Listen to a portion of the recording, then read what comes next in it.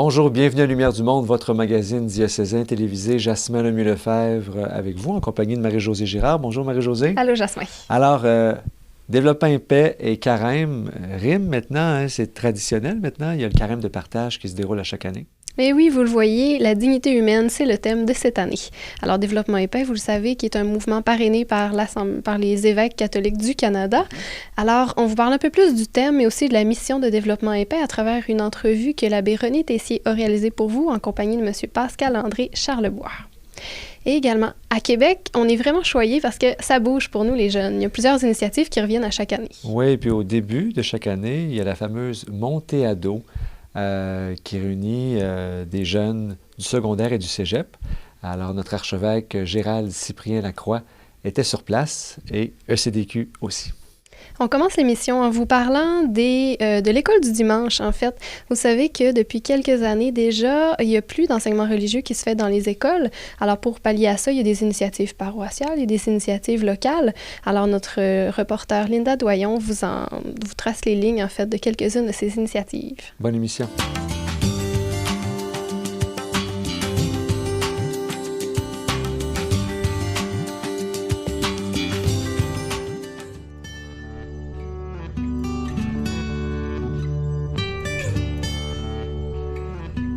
Vous n'êtes pas sans savoir que depuis 2008, le programme d'enseignement moral et religieux a été retiré du ministère de l'Éducation.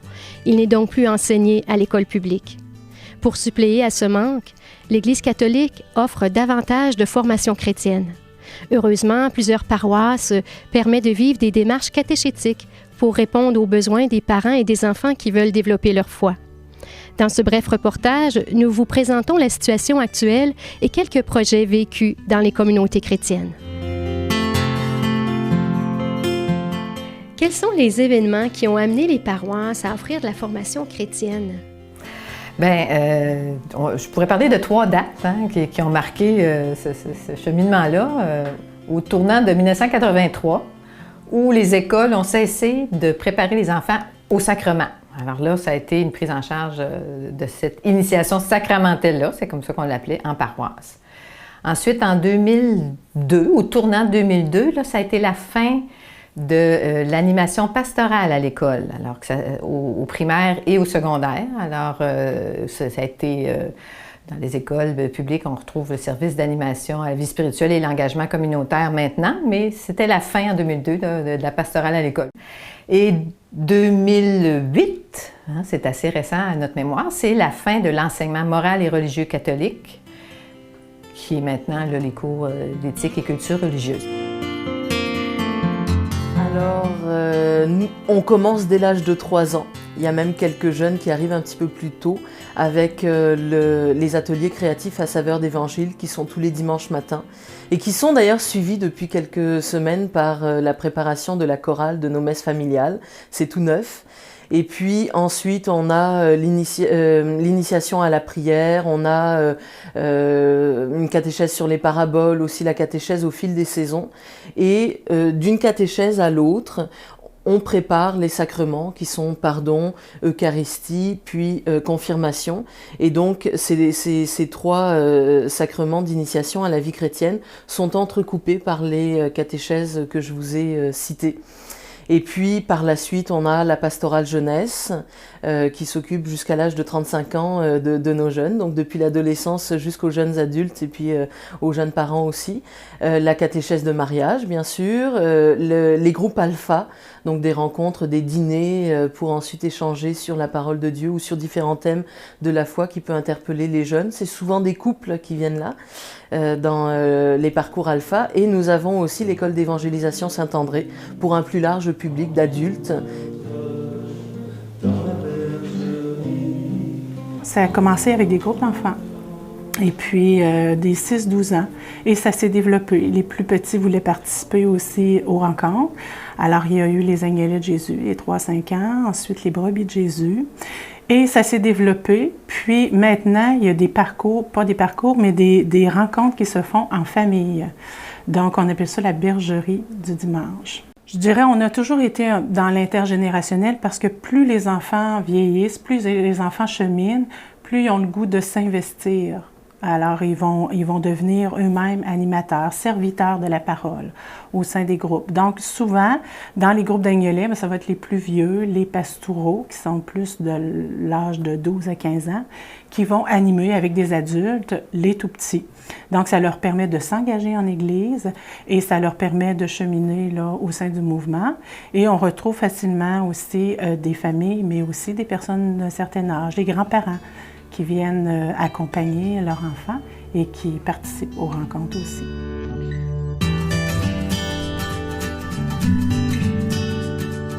Nous, on a fait un programme complètement nouveau où j'ai pris, moi, la base du programme de la catéchèse biblique par le jeu et les symboles, à laquelle j'ai jumelé l'ensemble du programme pédagogique qu'il y avait au niveau de l'enseignement religieux ou primaire dans les écoles, qui était en vigueur de 2000 à 2008, là, donc le dernier programme. Et on a monté un programme avec ça, qui était basé sur la Bible toujours, avec la méthode pédagogique du dialogue pastoral. Donc ça, c'est pour les plus jeunes de 5 à 12 ans.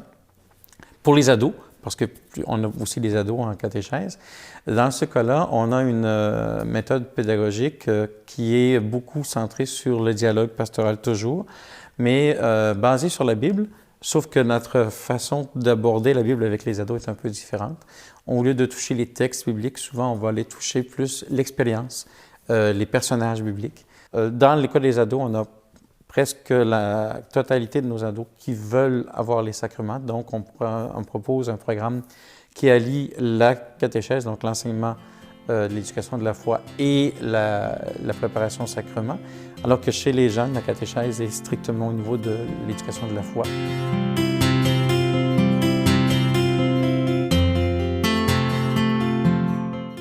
J'en vois plusieurs, là, mais il y en a un de formation, entre autres, pour nos bénévoles, les catéchètes, les accompagnateurs.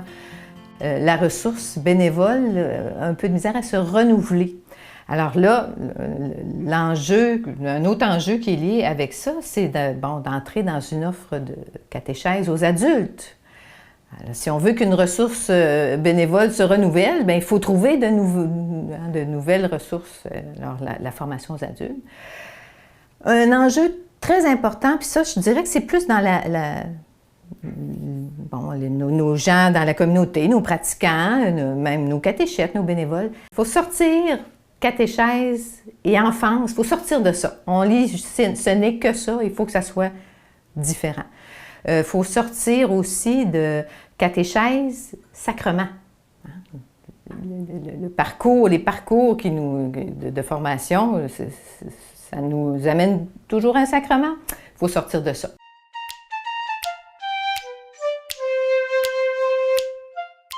Aujourd'hui, je te raconte une histoire qui se passe dans une grande Nos prairie. jeunes ont l'habitude d'écouter des vidéos, d'aller sur YouTube ou sur tout autre site et de voir des cours vidéo rapides, puis une catéchèse avec juste de la matière, puis une ou deux personnes qui parlent, ça peut être lourd pour quelqu'un qui a l'habitude de passer d'une image à l'autre. Donc l'idée, c'était de leur offrir des images comme ils ont l'habitude d'avoir dans leur salon. Donc il y a des vidéos qu'on trouve qui sont en libre circulation sur des sites comme YouTube par exemple, et qu'on met en lien sur nos sites internet et qu'on prend aussi lors de nos catéchèses pour illustrer une parole de Dieu que l'on a utilisée, que l'on a décortiquée, que l'on a dont on a sorti le jus, puis tout l'intérêt qu'on pourrait avoir là-dedans. Puis pour conclure nos catéchèses, on va regarder le film qui va reprendre la même histoire qu'on a vue, mais là il va y avoir des images qui vont faire sens et puis qui vont marquer aussi le souvenir des enfants. Puis ces images-là, ces films-là, ils sont capables d'aller le retrouver aussi sur notre site internet ou à la maison. Si quelqu'un a été absent par exemple à une catéchèse, il m'appelle et je lui dis va voir sur le site, t'as tel film à voir, puis on va pouvoir s'en parler la prochaine fois. Je vous dirais l'inspiration de la naissance du mouvement des brebis de Jésus, c'est vraiment une pédagogie pour transmettre la parole qui est vivante, la parole qui transforme les cœurs, la parole qui touche les cœurs, qui guérit. On est invité à entrer avec toute notre personne dans la parole de Dieu. On va faire une mise en scène de la parole. On va d'abord, je dirais, l'accueillir, puis essayer de la comprendre. On va voir c'est quoi le message évangélique par des questions très précises. Mais après, on va se laisser vraiment dans l'expérience dans la mise en scène de la parole où c'est là vraiment que la rencontre. Les brebis de Jésus, c'est vraiment de favoriser la rencontre avec le Christ.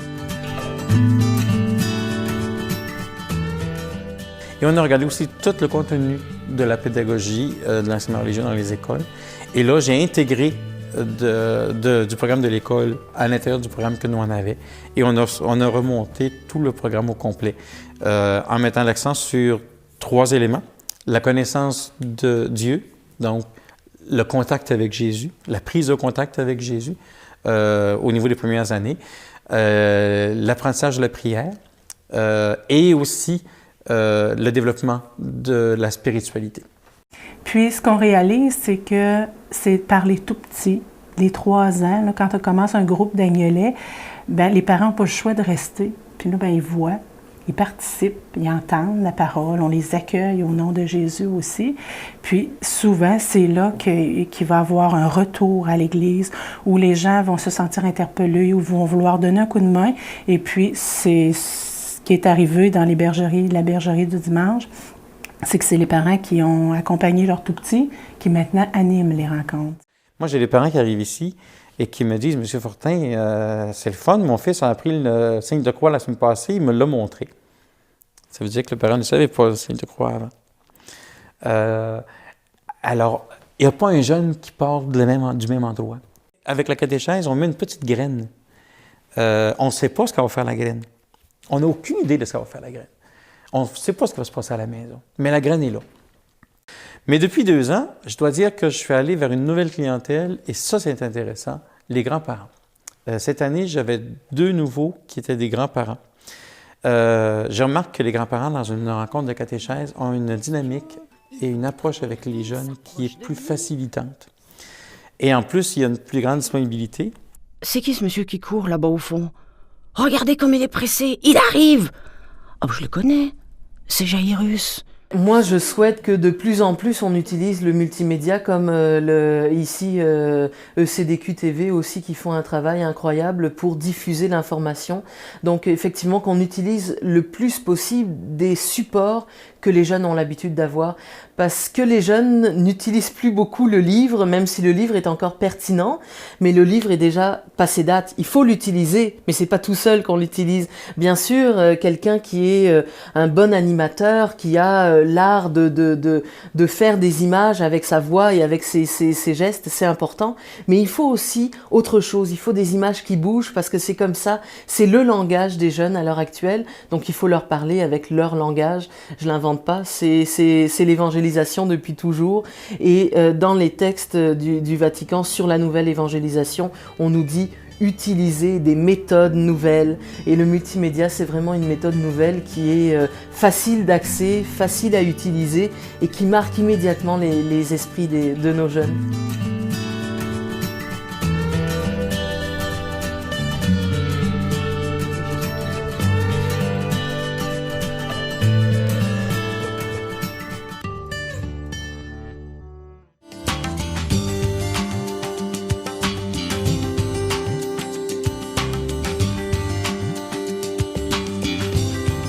Bonjour. Chaque année nous revient l'opération Carême de partage. Pour en parler avec nous aujourd'hui, nous accueillons Pascal-André Charlebois du Bureau régional de développement et paix. Monsieur Charlebois, bonjour. Bonjour. L'opération Carême de partage, ça consiste en quoi exactement? D'abord, c'est au cœur du carême. C'est nos évêques qui inscrivent le carême de partage de développement et paix au cœur même de notre carême. Et cette année, le thème, c'est dignité humaine. Alors, dignité humaine, ça, bien sûr, nous amène à voir comment Jésus a marché, lui, sur des chemins où il a manifesté son humanité. Et c'est des gestes semblables que nous sommes invités à poser pour nos frères et nos sœurs des pays du Sud. Et concrètement, comment est-ce qu'on peut davantage faire se développer la dignité humaine? Bon, d'abord, Développement et paix le fait avec ses partenaires autour de ce qu'on peut appeler des axes. Oui. Un premier, bien sûr, c'est ce qu'on appelle pour nous la participation citoyenne.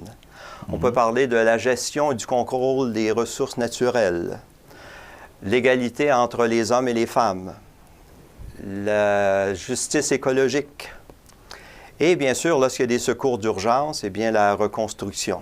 Et on ajoute aussi reconstruction de la paix et réconciliation, parce que dans plusieurs pays, c'est une réalité, au quotidien même.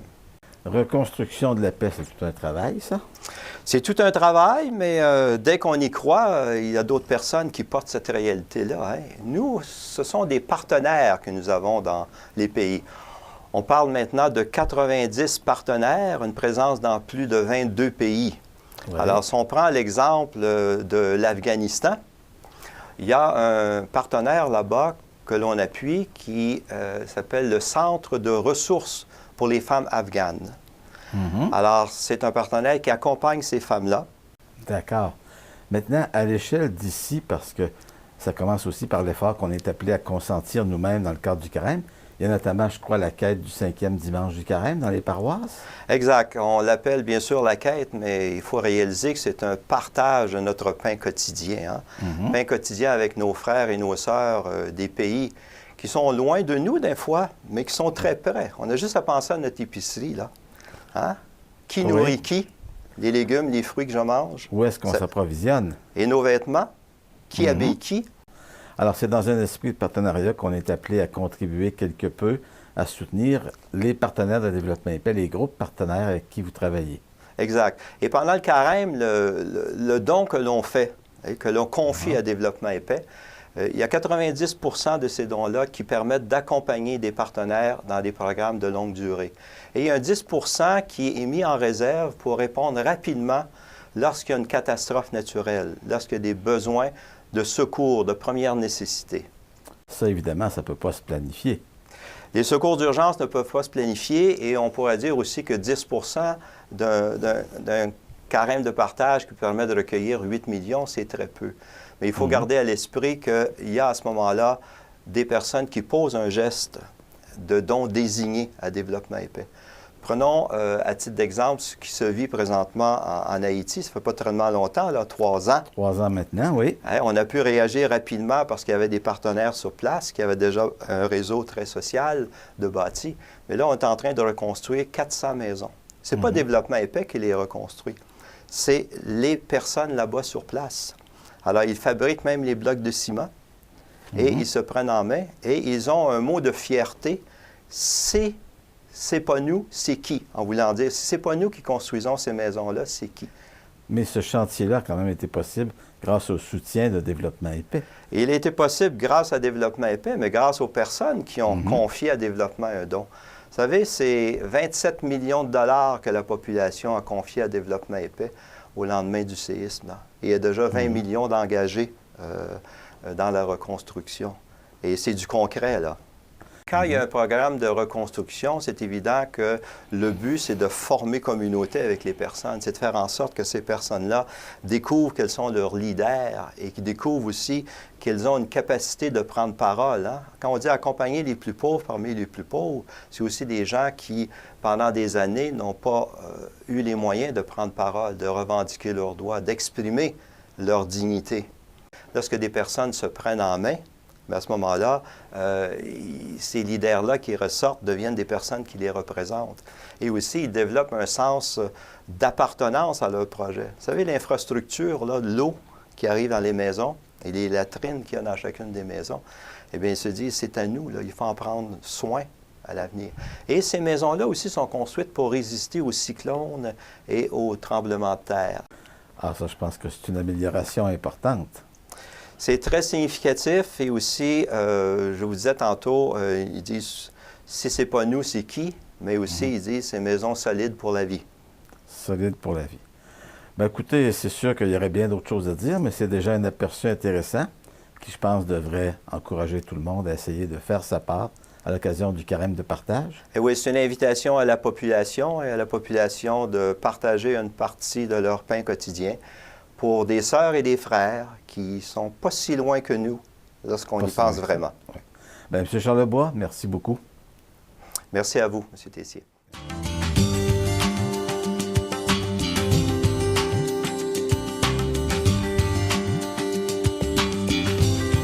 Osons la foi. Ouais. Osons la foi. Osons la foi. Osons la foi. Osons la foi. Osons la foi. Osons la foi. Osons la foi.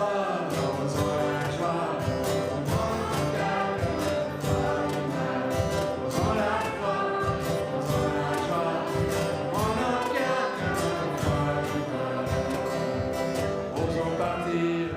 justement, c'est l'année de la foi.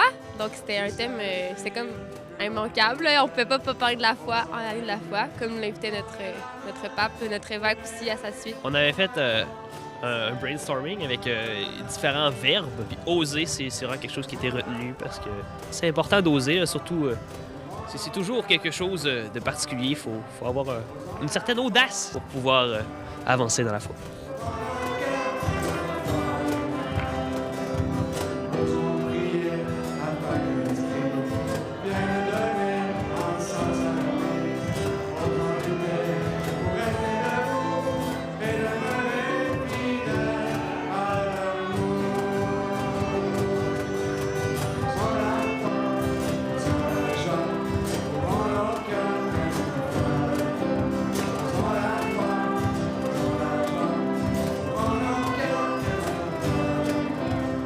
Oser la foi, pour moi, c'est oser, croire, là, ça le dit, mais aller plus loin que mes peurs, aller plus loin que mes impressions, puis pouvoir vraiment me donner pour le Seigneur, me donner pour les autres. Moi, c'est comme oser à chaque jour, oser me lever le matin, puis continuer à être chrétienne, continuer à vivre ma foi, puis oser aussi des fois faire des projets un peu fous, comme être animateur de la montée ado. De dire oui. C'est beaucoup ça, puis d'être présent. Que quand on décide de faire quelque chose, et quand on va quelque part, et qu'on décide de se donner, c'est d'être là pour de vrai, d'être là en vérité. Pour moi, ça veut dire oser d'en parler. Parce que dans notre génération, il y a beaucoup de monde qui ne croit pas, surtout dans notre génération 15-16 ans. Et je crois qu'il est très important de oser en parler parce que c'est vraiment une bonne expérience. C'est pas avoir peur de dire au monde c'est quoi notre religion, puis de pas avoir peur de se montrer, puis d'être contente d'être dans la foi, là. Pour moi, c'est osons la foi, mais la foi, c'est comme prendre un risque. Donc, il faut oser la foi pour témoigner de Jésus parce qu'on ne le voit pas vraiment. Il faut croire à lui, donc c'est un risque d'espérer qu'il existe vraiment. De pas avoir peur, puis genre de témoigner dans les rues, puis genre de pas avoir peur quand tu es à l'école, tu sais, de vraiment témoigner qu'est-ce que toi tu vis, puis tout, là. De pas avoir peur de dire qu'on a la foi, puis de la partager aux autres. Ouais, c'est ça, de la partager, puis être capable de s'affirmer, de dire qu'on est croyant, puis tout ça, puis qu'on est fiers de l'être, là. Oser rentrer dans la famille de Dieu, puis oser aller voir vers d'autres personnes qu'on connaît pas déjà, là. Moi, je crois que c'est genre oser croire en Dieu, là. Moi, je trouve que c'est la transmettre à quelqu'un, là. Moi, je pense que ça veut dire qu'il faut vraiment oser de montrer notre foi, de dire qu'on est catholique puis d'en être fier.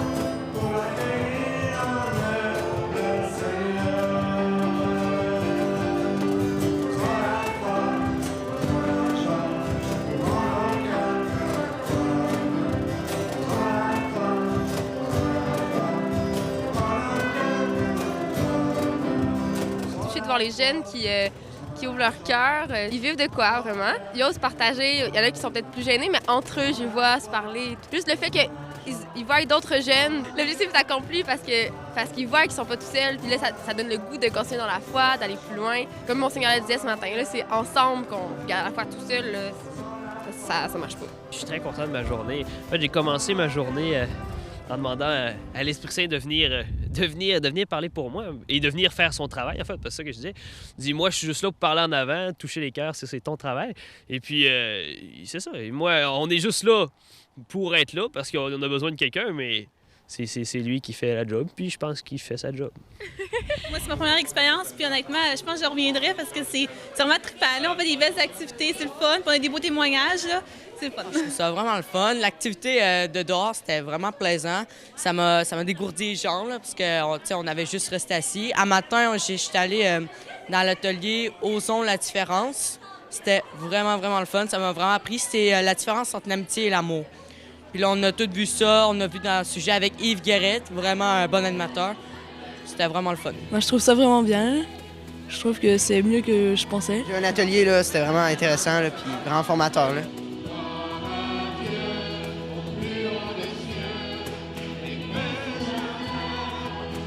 C'est cool, là. C'est bien. Moi, je trouve ça amusant. Il y a beaucoup d'activités à faire, là. Moi, j'aime vraiment ça. On avait plusieurs choix d'activités, puis on a eu une merveilleuse pièce de théâtre en plus. Fait que j'ai aimé ça, moi. Oser venir. Ouais, sérieux, oser venir, ça change vraiment, puis c'est vraiment le fun.